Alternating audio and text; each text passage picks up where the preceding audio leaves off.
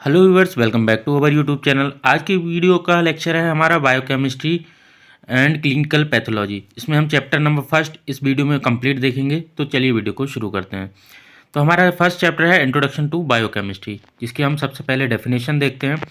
Definition क्या है? Living organism की केमिकल रिएक्शन की स्टडी करना ही बायोकेमिस्ट्री कहलाता है। बायोकेमिस्ट्री में हम बायोलॉजिकल मॉलिक्यूल्स जैसे कि carbohydrates, proteins, lipid, nucleic acid आदि को की सेल्स की केमिकल प्रोसेस की स्टडी करते हैं। ठीक है, तो आपको क्या समझ में आया कि जो केमिकल ऑर्गेनिज्म होते हैं इनमें केमिकल रिएक्शन की स्टडी करना ही बायोकेमिस्ट्री कहलाता है। साथ ही साथ हम जो carbohydrate, protein, lipid, nucleic acid आदि की सेल्स में केमिकल प्रोसेस की स्टडी भी हम इसमें करते हैं। तो हमारा इसके बाद है स्कोप ऑफ बायोकेमिस्ट्री। तो हम स्कोप को लाइन वाइज देखते हैं। आपसे मैं एक बात शेयर करना चाहूँगा, जो हम पॉइंट लिखते हैं आप इनको पॉइंट वाइज ही लिखा करना, ना कि थ्योरी में। जैसे पैराग्राफ लिखते हैं तो उसमें थोड़ा इंप्रेशन जो है वो कम रहता है, और आप पॉइंट वाइज लिखते हैं तो इंप्रेशन ज़्यादा रहता है। तो आप इसको पॉइंट वाइज लिखिएगा। तो इसमें हमारा फर्स्ट पॉइंट है, इसमें हम बायोमोलिक्यूल्स के स्ट्रक्चर और फंक्शन को की विस्तृत जानकारी मिलती है। मतलब इस सब्जेक्ट से हमें बायोमोलिक्यूल्स होते हैं उनके स्ट्रक्चर और फंक्शन की हमें ब्रीफ एक्सप्लेनेशन मिलती है या जानकारी, नॉलेज मिलती है। हमारा सेकंड पॉइंट है, इसमें हमें विभिन्न बायोमोलिक्यूल्स के इंटरेक्शन की जानकारी मिलती है। और थर्ड है हमारा, विभिन्न प्रकार के एंजाइम की स्टडी भी हम इसी में करते हैं। ठीक है। और फोर्थ है, लिविंग सेल्स के बीच एनर्जी के ट्रांसफॉर्मेशन की स्टडी भी करते हैं। और हमारा नेक्स्ट पॉइंट है, विभिन्न प्रकार की बीमारियों को रोकने के और ठीक करने के उपयोग करते हैं। मतलब इस सब्जेक्ट में हम विभिन्न प्रकार की बीमारियों के बारे में पढ़ते हैं, उनकी रोकथाम कैसे करनी है, उनको ठीक कैसे करना है, वो भी हम इसी सब्जेक्ट में पढ़ते हैं। हमारा इसी चैप्टर का अगला टॉपिक है द सेल्स। इस चैप्टर को हम जो है क्या बोलते हैं, फर्स्ट ईयर में हमारा जो था द सेल्स चैप्टर करके है, हम उसमें भी पढ़ चुके हैं। तो हम ये HAP का है, तो आप उससे भी पढ़ सकते हैं अगर आपको याद होगा, और बाकी आप इसमें तो पढ़ ही रहे हैं। तो हमारी डेफिनेशन है, सेल्स किसी भी जीव जंतु के शरीर के निर्माण का मूलभूत बेसिक आधार है। मतलब ये सेल्स जो है वो फर्स्ट यूनिट है किसी भी बॉडी की, चाहे वो ह्यूमन की हुई या एनिमल की, क्योंकि सभी बॉडी और बॉडी पार्ट्स जो हैं वो सेल से मिलकर बने होते हैं। मानव शरीर हजारों सेल से मिलकर बना होता है, वही बात आ गई, सेल से मिलकर बनते हैं बॉडी ऑर्गन्स, और ऑर्गन्स से बनता है मानव शरीर। मतलब सेल से मिलकर बनते हैं बॉडी ऑर्गन्स, और बॉडी ऑर्गन्स से मिलकर बनता है मानव का शरीर। जिन सेल्स में न्यूक्लियस होता है उन्हें यूकैरियोटिक सेल्स कहते हैं, तथा जिन सेल्स में न्यूक्लियस नहीं होता है उन्हें प्रोकैरियोटिक सेल्स कहते हैं। ये सेल्स का डायग्राम है जिसमें कि आप देख रहे होंगे। ये डायग्राम की आपको प्रैक्टिस करनी पड़ेगी और आप इसको समझ जाएंगे। डायग्राम जरूर बनाइएगा एग्जाम में, इससे बहुत अच्छा इंप्रेशन पड़ता है। भले ही आपको नाम चाहे कम याद रह जाए, लेकिन आप डायग्राम बनाइए और जो नाम आपको याद हैं वो आप लिखिए। तो आप इस डायग्राम को बना सकते हैं। यहाँ से मैं इसको छोटा करके सेट कर देता हूँ, आप स्क्रीनशॉट ले लेंगे और आप इसको बना लेंगे। तो ये सेल्स का डायग्राम है। इसके बाद हम नेक्स्ट चलते हैं।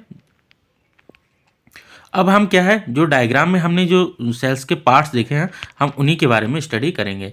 जैसे कि सेल्स मेम्ब्रेन आप देख रहे होंगे डायग्राम में भी हमारी दिख रही है। तो हम देखते हैं सेल्स मेम्ब्रेन क्या है। सेल मेम्ब्रेन को प्लाज्मा मेम्ब्रेन भी कहते हैं। सेल मेम्ब्रेन लिपिड विलायर की बनी होती है। ठीक है, सेल मेम्ब्रेन क्या होती है, इसे प्लाज्मा मेम्ब्रेन कहते हैं, और ये लिपिड बिलायर की बनी होती हैं। फंक्शन क्या है सेल्स के, जैसे कि फंक्शन ऑफ सेल मेम्ब्रेन, ये सेल को आकार देती है। ठीक है, ये मटेरियल ट्रांसपोर्ट का कार्य करती है। ये डाइजेस्टिव प्रॉपर्टी की होती है। इसका मतलब खाना लेना और वेस्ट को रिमूव करना। ठीक है, अब हम बात करते हैं न्यूक्लियस की। ये स्फेरिकल एंड लार्जेस्ट पार्ट होता है। इसमें nuclear membrane, nucleoplasm and genetic material होता है। किसमें? न्यूक्लियस में।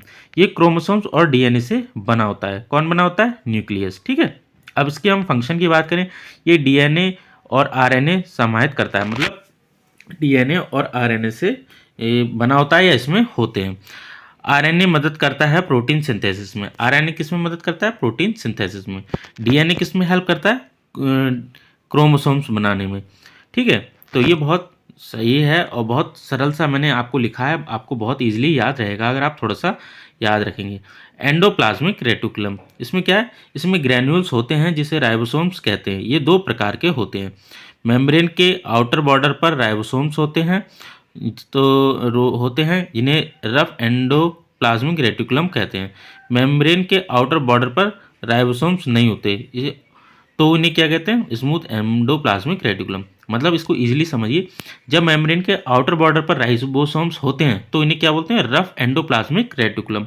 और जब मेम्ब्रेन के आउटर बॉर्डर पर राइबोसोम्स नहीं होते हैं तो उन्हें क्या बोलते हैं, स्मूथ एंडोप्लाज्मिक रेटिकुलम। ठीक है, बहुत सिंपल है, सरल है।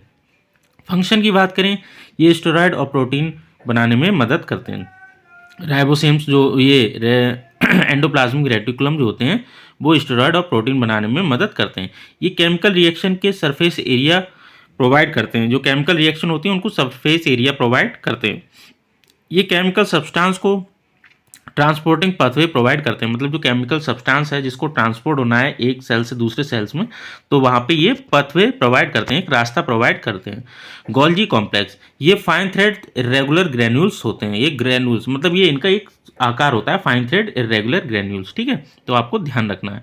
फंक्शन क्या होते हैं, ये कार्बोहाइड्रेट के सिंथेसिस में हेल्प करते हैं। कौन करते हैं, गोल्जी कॉम्प्लेक्स। ठीक है, सिक्रीटरी सब्सटेंस को स्टोर करते हैं। जो सिक्रीटरी सब्सटेंस जो सिक्रीट हो रहा है उसको स्टोर करते हैं। अब हम देखते हैं माइटोकॉन्ड्रिया। ये ग्लोब्यूल्स के आकार की होती है। माइटोकॉन्ड्रिया में 2000 तक डिफरेंट सेल्स होती हैं। इसे सेल्स का पावर हाउस भी कहते हैं। किसे कहते हैं, माइटोकॉन्ड्रिया को। आपको हमेशा ध्यान रखना है, कभी क्वेश्चन आता है कि सेल्स का पावर हाउस कौन है, तो माइटोकॉन्ड्रिया। या सेल्स किससे एनर्जी लेती हैं, माइटोकॉन्ड्रिया से। ठीक है, फंक्शन की बात करें, ये एडेनोसिन्स ट्राइफॉस्फेट को स्टोर करते हैं। क्या, ठीक है। और इसका सेकंड है, ये डीएनए और सिंथेसिस प्रोटीन को स्टोर करते हैं। तो ये हमारे फंक्शन हो गए माइटोकॉन्ड्रिया के। अब हम बात करते हैं लाइसोसोम्स। इन्हें डाइजेस्टिव सेल्स भी कहा जाता है। किन्हें कहा जाता है, लाइसोसोम्स को। इसमें डाइजेस्टिव एंजाइम होते हैं, इसीलिए इन्हें डाइजेस्टिव सेल्स भी कहा जाता है। फंक्शन की बात करें, ये डाइजेशन में हेल्प करती हैं। हमारा नेक्स्ट है पैरोक्सिसोम्स। इनका स्ट्रक्चर लाइसोसोम की तरह ही होता है। ठीक है, आपको छोटी छोटी लाइन्स लिखनी है, थोड़ा सा एक्सप्लेन करना है हर पार्ट को, बाकी आप इनके फंक्शन को याद करेंगे। तो फंक्शन क्या है, फैटी एसिड का ब्रेक डाउन करना। किसका फंक्शन है, पैरोक्सिसोम का। न्यूट्रिएंट्स को एब्जॉर्ब करना, न्यूट्रिएंट्स जो होते हैं उनको एब्जॉर्ब करना। ठीक है, हाइड्रोजन पेरोक्साइड को जल में बदलना। ठीक है, अब हम बात करते हैं सेंट्रियोल्स की। ये न्यूक्लियस के पास स्थित होते हैं। इनका आकार सिलेंड्रिकल होता है। और इसके फंक्शन की बात करें, ये सेल डिवीजन में हेल्प करते हैं। अब हम नेक्स्ट लेक्चर में नेक्स्ट चैप्टर की बात करेंगे। तब तक आप इसको कंप्लीट प्रिपेयर कीजिए और आराम से इसको लिखिए, समझिए, और मिलते हैं नेक्स्ट वीडियो में। तब तक के लिए टेक केयर, बाय।